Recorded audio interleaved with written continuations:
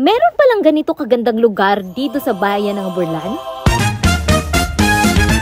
Hello mga ate ko! For today's mini vlog, we're going to the municipality of Aborlan, Palawan para mag-content. Kasama natin ang ating kaibigan na si Alam. Isa sa nakakatanggal ng aking stress ay ang ganito kagandang view na natatanaw ko pag bumibiyahe ako.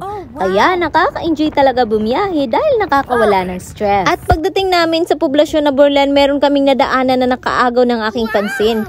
Yung honey na kulay green, at yun na nga dahil vloggeries tayo, inaalam din natin kung bakit kulay green ang kulay ng honey.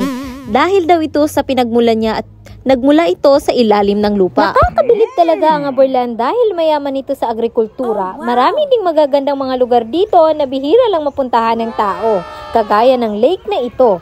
Dito sa loob mismo ng Western Philippines University Campus na sobrang tahimik at napakagandang pagrelaksan. Wala kang ibang maririnig dito kundi yung huni lang ng mga hayop sa paligid tulad ng mga ibon na masarap pakinggan. Hindi ako fan ng water lily pero dahil sa lugar na ito, na-appreciate ko siya.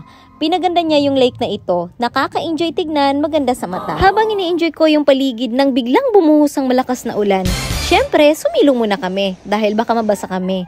At in-enjoy na lang din namin panoorin ang malakas na ulan. Kaya naman hanggang dito na lang for today's video. Thank you so much for watching. Babush!